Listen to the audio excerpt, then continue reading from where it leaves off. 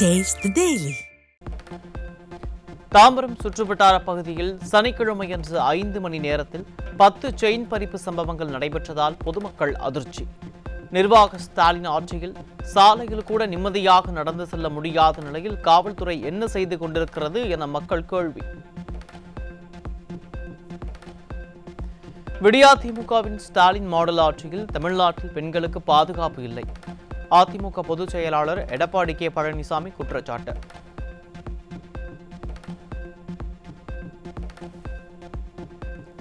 சென்னை தாம்பரத்தில் பெண் உதவி ஆய்வாளர் உள்ளிட்ட பலரிடம் நகை பறிப்பு சம்பவம் செய்தி அதிர்ச்சி அளிக்கிறது. விளம்பர மாடல் திமுக ஆட்சியில் தற்போது பெண் காவலர்களுக்கே பாதுகாப்பு இல்லாத அவலமும் தொடர்வதாக அதிமுக பொதுச் செயலாளர் குற்றச்சாட்டு.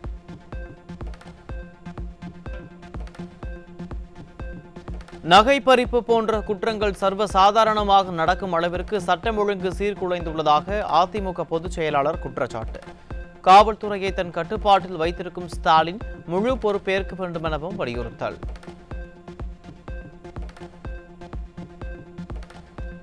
பொற்கால ஆட்சியை தமிழக மக்களுக்கு கொடுத்தவர் புரட்சித் தலைவர் எம்ஜிஆர்.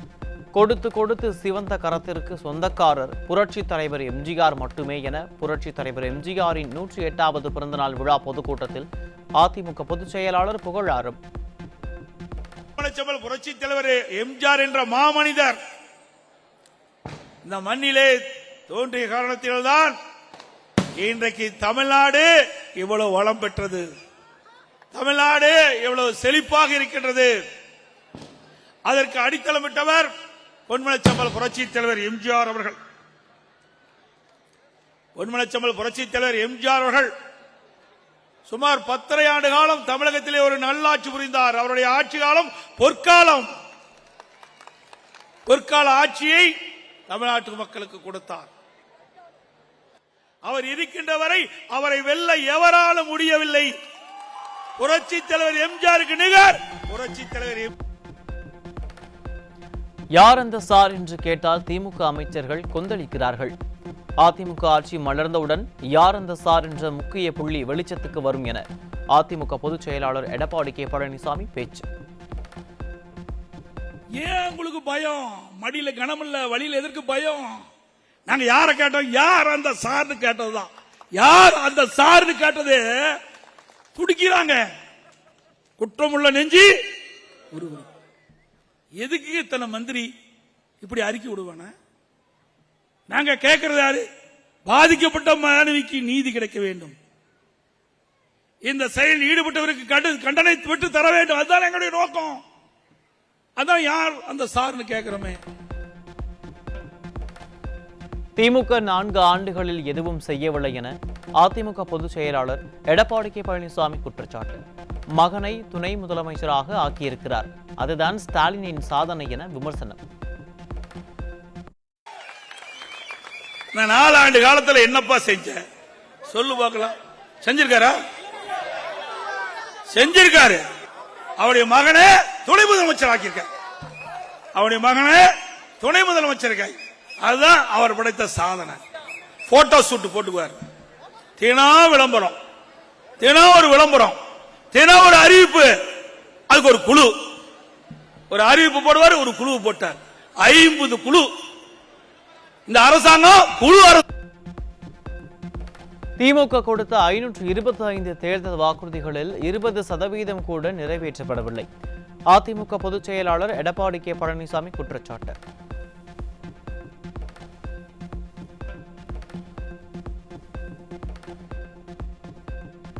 அன்றைக்கு எதிர்கட்சி தலைவராக இருந்தார் திரு ஸ்டாலின், திமுக தலைவராகவும் இருந்தார். அப்போ 525 அறிவிப்புகள் திராவிட முன்னேற்ற கழகத்தின் சார்பாக 2021 சட்டமன்ற பொதுத் தேர்தல் போது வெளியிட்டார். இதுவரைக்கும் ஒரு 20% அறிவிப்பு கூட நிறைவேற்றப்படல. 20% அறிவிப்பு கூட நிறைவேற்றப்படல. அதுல எப்ப பார்த்தாலும் சொல்றார், நான் மகளிர் உரிமை தொகை 1000 ரூபாய் கொடுத்தோம். நீ எங்க கொடுத்த? நாங்க வாதாடி போராடி தாயா வாங்கணும். இந்தியாவிலேயே அதிக கடன் வாங்கிய முதல் மாநிலம் தமிழ்நாடு என்ற சாதனையை மட்டும்தான் ஸ்டாலின் படைத்திருக்கிறார். கடன் வாங்கிய அரசை நடத்துவதற்கு யார் வேண்டுமானாலும் ஆட்சிக்கு வரலாம் என அதிமுக பொதுச் செயலாளர் பேச்சு. இந்தியாவிலேயே பல மாநிலம் இருக்குது. அதுல அதிக கடன் வாங்கின முதல் மாநிலம் தமிழ்நாடு. இந்தியாவிலேயே அதிக கடன் வாங்கின முதல் மாநிலம் தமிழ்நாடு. அந்த சாதனை தான் ஸ்டாலின் படைச்சிருக்கார். மகாராஷ்டிரா நம்மோட பெரிய மாநிலம் கிடையாது. உத்தரப்பிரதேசம் நம்முடைய பெரிய மாநிலம். இரண்டாவது இடத்துல மகாராஷ்டிரா, மூணாவது உத்தரப்பிரதேசம், முதல் இடத்துல தமிழ்நாடு. கடன் வாங்குறதுல முதல் இடங்க. உடனே ஸ்டாலின் அரசாங்க நிதியமைச்சர் சொல்றாரு, கடன் வாங்குறதுக்கு தகுதி இருக்குதான். ஏன் கடன் வாங்கின யாரையா கட்டுறது? இன்னும் 1.5 வருஷம் நீ போயிருவ. அடுத்த ஆட்சி அண்ணா திமுக ஆட்சி வரும்போது எப்படி இந்த கடனை கட்டுறது?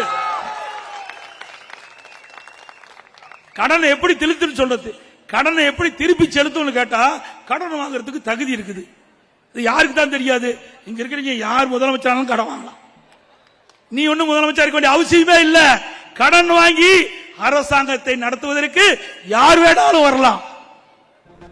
அதுக்கு ஒரு தேர்தல் வாக்குறுதிகளில் வரி விதிக்க மாட்டோம் என அறிவித்தது திமுக அரசு. மின் கட்டணத்திற்கு 52%, வீட்டுக்கு 100%, கடைகளுக்கு 150% என இப்படி வரிக்கு மேல் வரியை விதித்துள்ளதாக எதிர்க்கட்சி தலைவர் காட்டம். திமுக ஆட்சிக்கு வந்தா நாங்க வரி உயர்வு செய்ய மாட்டோம் சொன்னீங்க, வரியை உயர்த்த மாட்டோம் சொன்னீங்க. 52% மின் கட்டணம் உயர்வு, பீக்கவர் கடைக்கு உயர்வு, ஆண்டுக்கு 5% கரண்ட் பில் உயர்வு, கடை வரி உள்ளாட்சியில மாநகராட்சியில 100% உயர்வு. நீ 1000 ரூபாய் கட்ட 2000 ரூபாய் கட்ட ஒண்ணு வரி. வீட்டுக்கு 100% வீட்டு வரி, கடைக்கு 150% வரி, பீக்கவர் கடைக்கு. இப்படி வரி மேல் வரி போட்டு மக்களை வாட்டி வதைக்கின்ற அரசாங்கம் திரு ஸ்டாலின் மாடல் அரசாங்கம் என்பதை நினைவு கொள்ள வேண்டும். தேர்தல் நேரத்தில் எந்த வரி விதிக்க மாட்டோம்னு சொன்னீங்களே, இதுக்கு நிதி மேலாண்மை குழு ஒன்று போட்டாங்க. வல்லுநர் குழு போட்டு நிதி மேலாண்மை அதிகப்படுத்துறீங்களா? நீ அதிகப்படுத்தாட்டி போதுப்பா, கடன் வாங்காது இருக்கு, அதுவே போதும். கடன் வாங்காது இருந்தாவே. சட்டமன்றத்தில் நான் பேசியதை நேரலையில் காட்டினால் திமுகவுக்கு சாவு மணிதான். திமுக அரசுக்கு தில்லு திராணி இருந்தால் சட்டசபையில் நான் பேசுவதை நேரலையில் காட்டுங்கள் என அதிமுக பொதுச் செயலாளர் எடப்பாடி கே பழனிசாமி சவால். 2 மணி நேரம் 52 நிமிஷம் பேசினேன். ஆளுநர் உரையில 2 மணி நேரம் 52 நிமிஷம் பேசினேன். நான் பேசின வீடியோவை கொடுன்னு கேட்டா 2 நிமிஷத்துக்கு கொடுக்குறான். பேசினது 2 மணி நேரம் 52 நிமிடம். தினத்தந்தி பேப்பர்ல வந்திருக்குது, பத்திரிகையில் வந்திருக்குது, ஊடகத்தில் வந்திருக்குது. ஆனா நாங்க அந்த வீடியோ கொடுங்கப்பா, எல்லாம் நாங்க பேசுறதெல்லாம் மக்கள் பார்க்கட்டும்னு சொன்னா கொடுக்க மாட்டாங்க. நான் பேசுகின்ற அந்த பேச்சை மட்டும் சட்டமன்ற நேர் அலையில ஒளிபரப்புனா இந்த கட்சிக்கு சாவு மணி. திமுக ஆட்சி முடிவுக்கு வர இன்னும் 13 அமாவாசைகள் மட்டும்தான் இருக்கிறது. அதிமுக ஆட்சியில் கொண்டு வந்த மக்கள் நலத்திட்டங்களை திமுக முடக்கியதாக அதிமுக பொதுச் செயலாளர் காட்டம். இவர் 4 ஆண்டு காலம் உருண்டு ஓடி போய்விட்டது. இன்னும் 1 வருஷம் இருக்குது. 13 அமாவாசை தான் இந்த ஆட்சிக்கு. 13 அமாவாசை தான் இருக்குது. 4 ஆண்டு காலத்தில் என்னப்பா செஞ்ச சொல்லு பார்க்கலாம். செஞ்சிருக்காரா? மக்களை ஏமாற்றுவது மட்டும்தான் ஸ்டாலினின் வேலை. ரேஷன் கடைகளில் பொருட்கள் கிடைப்பதில்லை, திமுக அரசு அல்வாதான் கொடுக்கிறது என அதிமுக பொதுச் செயலாளர் விமர்சனம். ஸ்டாலினின் ஆட்சியில் சட்டம் ஒழுங்கு சீர்கட்டு, எங்கு பார்த்தாலும் கஞ்சா, போதைப் பொருட்கள், கூட்டு பாலியல் வன்கொடுமைகள் என தமிழகம் சீரழிந்து கிடக்கிறது. கோவை மாவட்டம் புலுவப்பட்டி பகுதியில் நடைபெற்ற புரட்சித் தலைவர் பிறந்தநாள் பொதுக்கூட்டத்தில் கழக தலைமை நிலைய செயலாளர் SP வேலுமணி குற்றச்சாட்டு. எங்க பார்த்தாலும் கற்பழிப்பு, எங்க பார்த்தா கொலை, பெரியவர்களுக்கு வயதானவங்களுக்கு பாதுகாப்பு இல்ல, அடிச்சு போட்டு போயிடுறாங்க. இன்னைக்கு பெண்களுக்கு பாதுகாப்பு இல்ல. இன்னைக்கு எங்க பார்த்தாலும் கஞ்சா வைக்கிறான். இன்னைக்கு கடுமையா இருக்கு. இன்னைக்கு சட்ட ஒழுங்கே சுத்தமா கெட்டு போகுது. இன்னைக்கு பாரு காவல்துறையெல்லாம் போலீஸ் எல்லாம் வேலை செய்யறாங்கன்னு தெரியும். நிர்வாக திறனற்ற திமுக ஆட்சியில் பள்ளி கல்லூரிகளுக்கு குழந்தைகளை அனுப்ப முடியாத நிலை உள்ளது. கஞ்சா உள்ளிட்ட போதைப் பொருட்களின் நடமாட்டத்தை குறைக்க காவல்துறை நடவடிக்கை எடுக்க வேண்டும் என அதிமுக முன்னாள் அமைச்சர் SP வேலுமணி வலியுறுத்தல். தயவு செஞ்சு காவல்துறை அவங்க வீட்டில் குழந்தைகள் இருக்காங்க. நம்முடைய பள்ளி மாணவர்கள், அதே கல்லூரி மாணவர்கள் இன்னைக்கு பாத்தீங்கன்னா சீரழிந்தால் சமூகமே சீரழிந்து. நம்முடைய குழந்தைகள் நினைச்சு பார்க்கணும், ஒவ்வொரு அதிகாரிகளும் ஒவ்வொரு காவல்துறை அதிகாரிகளும் போலீஸ்காரங்க. ஆகவே தயவு செஞ்சு அதுக்கு அனுமதிக்காதீங்க. எங்கே கஞ்சா வித்தால் தவறாத அனுமதிக்காதீங்க. குழந்தைகளை காப்பாத்துங்க.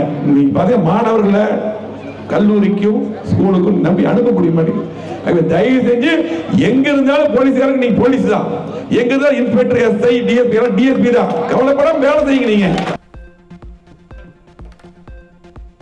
மகளிர் உரிமை தொகைக்காக புதிய ரேஷன் கார்டுக்கு குவியும் லட்சக்கணக்கான விண்ணப்பம். எதற்கெடுத்தாலும் நிதி இல்லை என புலம்ப தொடங்கியிருக்கும் திராவிட மாடல் அரசு வெற்றி விளம்பரத்திற்காக மனுக்களை வாங்கி குவிக்கிறதா என மக்கள் கேள்வி.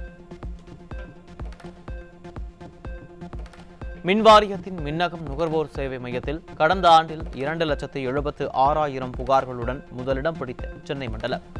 எதிர்க்கட்சித் தலைவர் எடப்பாடி கே பழனிசாமி கூறுவது போல ஸ்டாலின் மாடல் அரசு நிர்வாக திறனற்ற அரசு என்பது மீண்டும் மீண்டும் நிரூபணம். பொங்கல் தொடர் விடுமுறையால் 10 கோடி யூனிட் சரிந்த மின் நுகர்வு.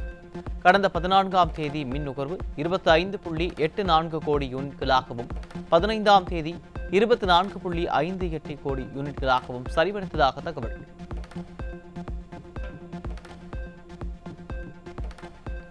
சென்னை மாநகர் மற்றும் புறநகர் பகுதிகளில் அதிகாலை முதல் பெய்த கனமழையால் மக்கள் கடும் அவதி.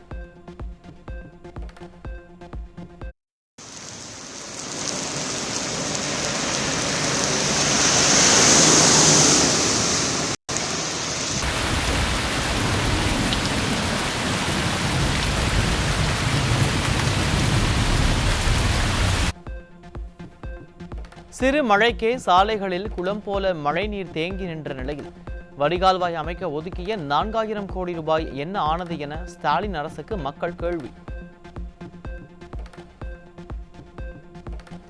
வளிமண்டல சுழற்சி காரணமாக திருத்தணி, புதுக்கோட்டை, திருப்பூர் உட்பட தமிழகத்தின் பல்வேறு பகுதிகளில் பரவலாக பெய்த மழை.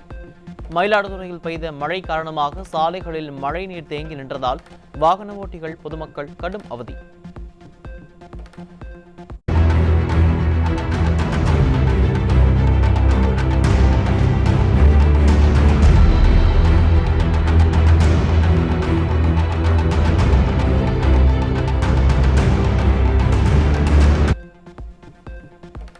தென்காசி மாவட்டத்தில் பெய்த தொடர் மழையால் குற்றால அருவிகளில் வெள்ளப்பெருக்கு.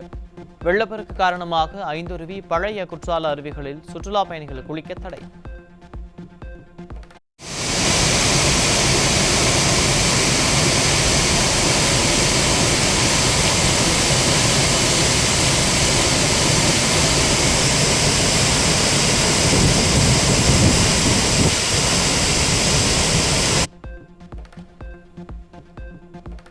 தமிழ்நாட்டில் பல்வேறு மாவட்டங்களில் பெய்த திடீர் மழையால் பல இடங்களில் விளைநிலங்களில் நீர் தேங்கி பயிர்கள் நீரில் மூழ்கி சேதம். மயிலாடுதுறை மாவட்டம் தரங்கம்பாடியில் 8000 ஏக்கர் சம்பா பயிர்களும், தஞ்சாவூரில் பல 100 ஏக்கர் நெற்பயிர்களும் நீரில் சாய்ந்ததால் விவசாயிகள் வேதனை.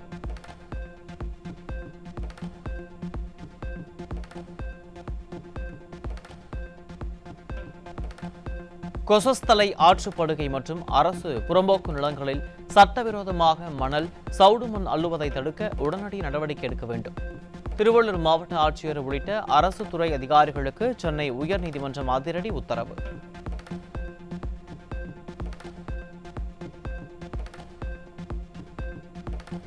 பரந்தூர் விமான நிலைய திட்டத்திற்காக மறு குடியமர்வுக்கு மாஸ்டர் பிளான் தயாரிக்கும் பணியில் திராவிட மாடல் அரசு மும்முரம். விமான நிலையத்திற்கு 900 நாட்களுக்கு மேலாக தொடர்ந்து போராட்டம் நடத்தி வரும் மக்களை சந்தித்து பேச்சுவார்த்தை நடத்தாமல் மறு குடியமர்வுக்கு திட்டமிடும் அரசின் நடவடிக்கைக்கு மக்கள் கடும் கண்டனர்.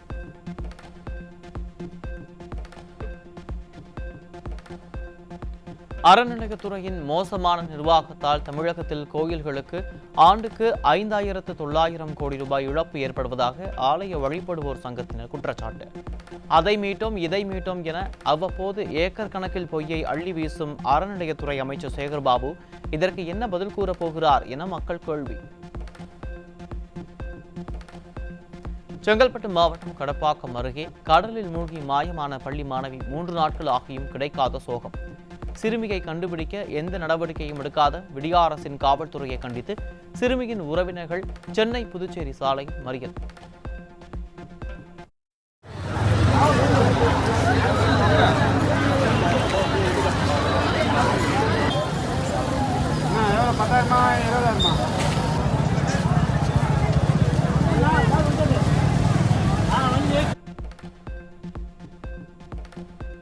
தமிழகத்தில் கடந்த ஓராண்டில் மட்டும் 4,80,000 பேர் நாய்க்கடியால் பாதிக்கப்பட்டுள்ளனர்.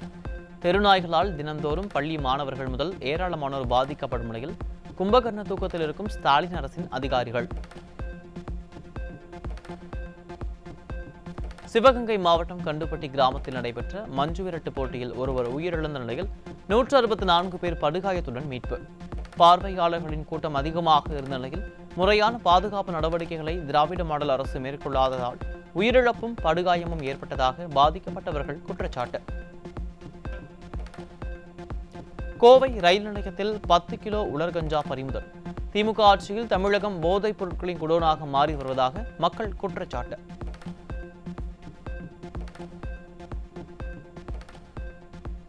கோவை ரயில் நிலையத்தில் புதுச்சேரியில் இருந்து கடத்தி வரப்பட்ட மது பாட்டில்கள் சிக்கியது.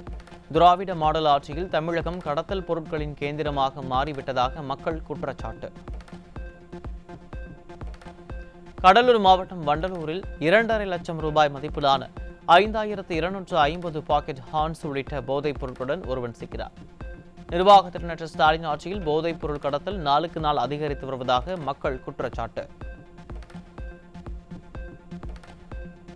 செங்கல்பட்டு மாவட்டம் சூனாம்பேடு அருகே 9ஆம் வகுப்பு படித்து வந்த மாணவியிடம் ஆசை வார்த்தை கூறி தகாத முறையில் நடந்து கொள்ள முயன்ற 11ஆம் வகுப்பு படித்து வரும் மாணவன் போக்சோ சட்டத்தில் சிறுவர் சீர்திருத்த பள்ளியில் அடைப்பு. கைது செய்யப்பட்ட மாணவன் மீது ஏற்கனவே போக்சோ வழக்கு நிலுவையில் உள்ள நிலையில் தற்போது 2வது முறையாக கைது செய்யப்பட்ட அவலம். கன்னியாகுமரி மாவட்டம் குளச்சலில் விசைப்படகில் இருந்த வட மாநில மீனவரை மது போதையில் கழுத்தறுத்து கொலை செய்த நபர் சிக்கினார். தீயசக்தி ஸ்டாலின் ஆட்சியில் மதுவால் நிகழும் குற்ற சம்பவங்கள் நாளுக்கு நாள் அதிகரித்து சட்டம் ஒழுங்கு சீரழிந்து விட்டதாக மக்கள் விமர்சனம். நாமக்கல் மாவட்டம் ராசிபுரம் அருகே சொத்து தகராறில் சொந்த சித்தப்பாவை நடுரோட்டில் அரிவாளால் தாக்கிய மகன். விடியா திராவிட மாடல் ஸ்டாலின் ஆட்சியில் குற்ற சம்பவங்கள் நிகழாத நாட்களே இல்லை என்னும் அளவிற்கு மாநிலத்தின் சட்டம் ஒழுங்கு அதல பாதாளத்திற்கு சென்றுவிட்டதாக மக்கள் கடும் விமர்சனம்.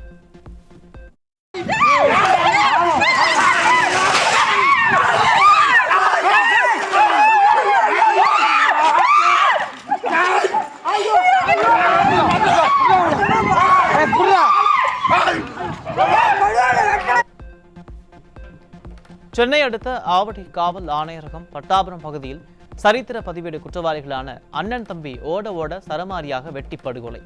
ஸ்டாலினின் திமுக ஆட்சியில் நாளுக்கு நாள் அதிகரித்து வரும் கொலை சம்பவங்களால் வெளியில் நடமாடவே அச்சப்படும் பொதுமக்கள்.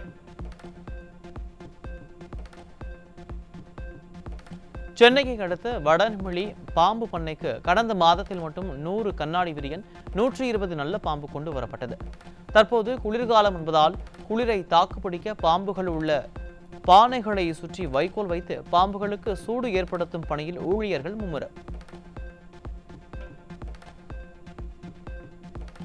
சபரிமலை ஐயப்பன் கோயிலில் மண்டல மகர விளக்கு பூஜை முடிந்த நிலையில் பக்தர்கள் தரிசனம் இன்றுடன் நிறைவு. கடந்த நவம்பர் 15ஆம் தேதி நடை திறக்கப்பட்ட நிலையில் மீண்டும் மாசி மாத பூஜைகளுக்காக பிப்ரவரி 12ஆம் தேதி நடை திறக்கப்படும் என அறிவிப்பு.